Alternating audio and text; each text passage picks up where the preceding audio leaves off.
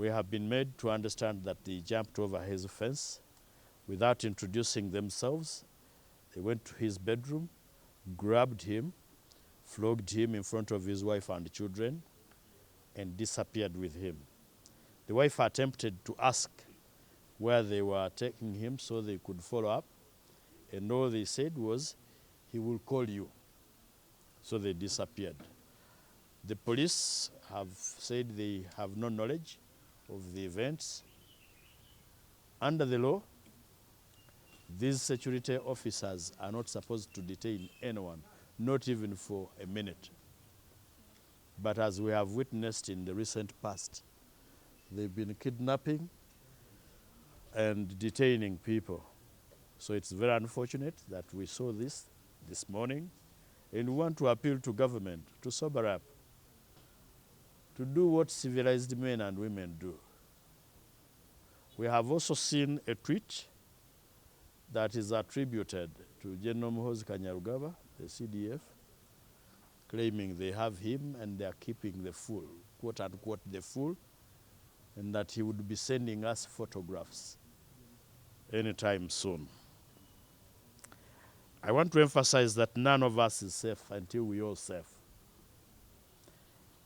In a community of decent men led by decent leaders, a person may be summoned or even arrested by people who are able to identify themselves. It has not happened. So we treat this as a case of kidnap with intent to murder. And we are following it up. Our plan now is to go to the police and report a case of kidnap as we wait to see how things unfold. Unfortunately, the seeds of hatred that are being planted one day may sprout. And as a community in Uganda, we will not be happy to see the sprouting of such seeds. Because if you can flog a man in front of his family, his wife and children, what seeds of love are you sowing? For these people to look at you, General Museveni, your children, your relatives and enthusiasts with love, I think they will look at you with hate. So do not plant hate in our community, especially in our young community. That's all I can say for now. Thank you. Era lwe lwamutuusa n'okugenda ebuyindi omulongoosa be baabimutuusaako nolwekyo akosebwa ofiirwa ki bw'omuwandiikira ebbaluwa n'omuyita? Ofiirwa ki bw'ojja n'omweyanjulira n'omugamba njagala kutwala ku poliisi y'odi Kampala oba ey'e Nateete? Ekyo nteebereza nti singa gavumenti eba emukutte, ne bwe kiba abawambi aba bulijjo nga be beekwese mu byambalo bya gavumenti, nakyo kya mukisa mubi. Nolwekyo abooluganda mutusabire, naye nga bwe mwesabira tewali ali safe okutuusa nga ffenna tuli safe. That it could relate to his professional practice as a lawyer. You know that he represents Dr. Kizza Besigye, and late last week, the judge fixed the human rights enforcement case against General Muhoozi Kainerugaba and Attorney General, and that Salongo Lukwago had undertaken today to look for General Muhoozi for service, to serve him with court process. Going by the tweet, assuming the tweet is not a fake one, General Muhoozi Kainerugaba says, we have him, he has urinated 3 times, we are keeping the fool. Photos to follow shortly or coming soon. You remember when he promised to send us photographs of Eddie Mutwe under torture, and he delivered on that promise.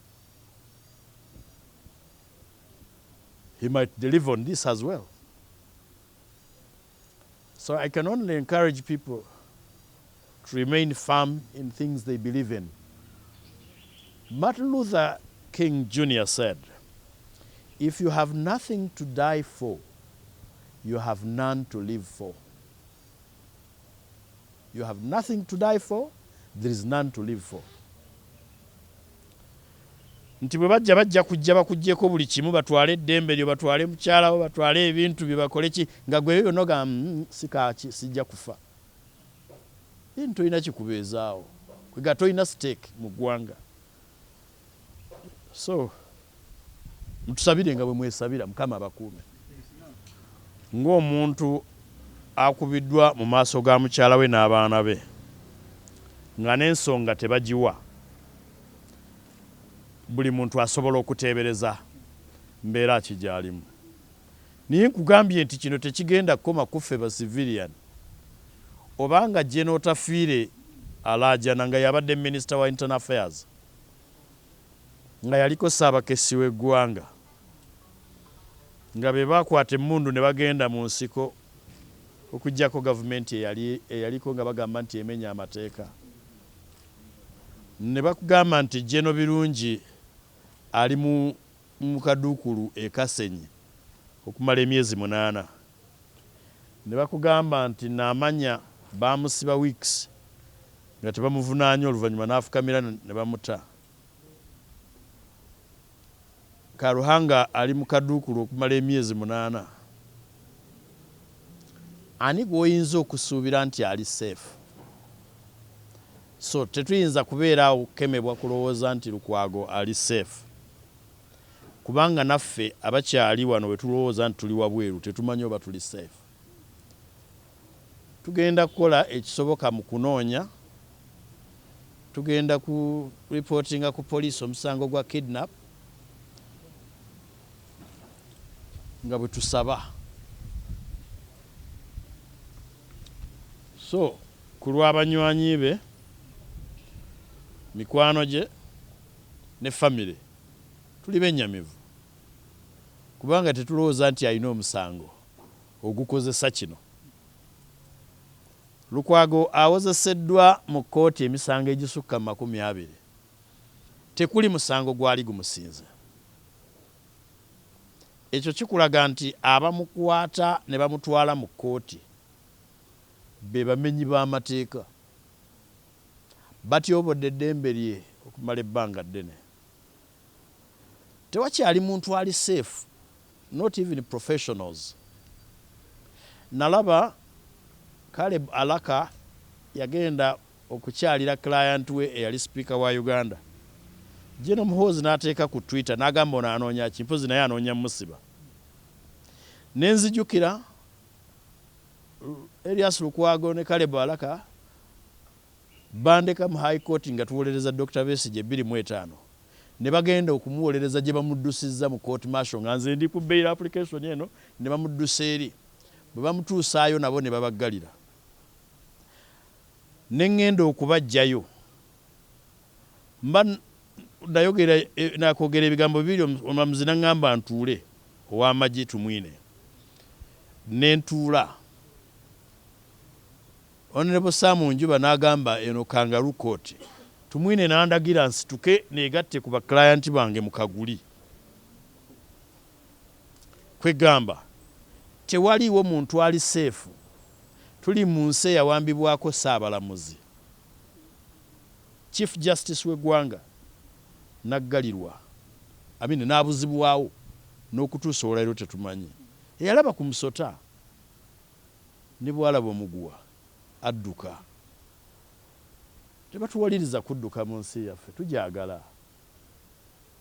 Ate ffe tugondera amateeka. Abamu bagamba nti obuzibu bwaffe tetugondera bantu basse kinnoomu, naye ekyo si kyatteeka. Tujja kugenda mu maaso okugondera amateeka naye nga tuwakanya ebikyamu. So ne bwe kunaaba okubulawo kwa Lukwago tekujja tukkirizisa bikyamu nti bituufu. Bale kutudduukirira. Bubadde ku makya ssaawa nga 4, Saalo ng'abadde amaze okulya ekyenkya ng'alina ab'amawulire abamulindiridde wansi.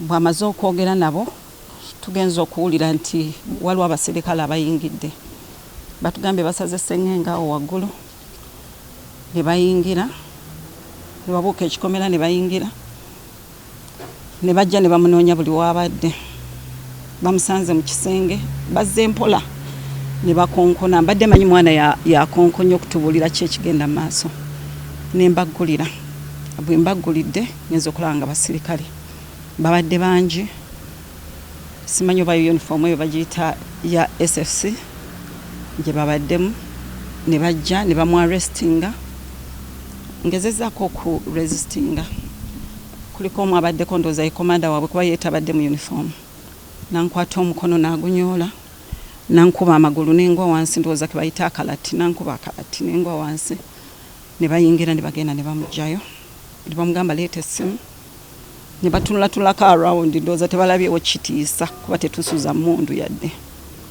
ne bamutwala ne bamufulumya ng'awanise emikono bw'ati. Mwebale nnyo. Ne mpozi kyenalaga dokumenti ngako mbulidde oyogera ku kyokugamba nti Muhoozi agambye yamwina tutuuse endowooza okuwitnessinga kye tutalabangako ebintu bya Amin tubadde tubisoma busomi mawulire.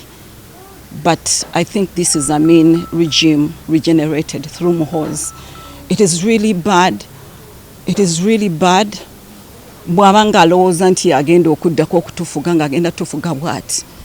Already we are saying no. This is not how we are going to run. This is a lawyer, a respected lawyer. Atayina kintu kye yali aganye ku respecting nti ne bw'oleeta summons n'omusavinga akeera enkya n'areportinga.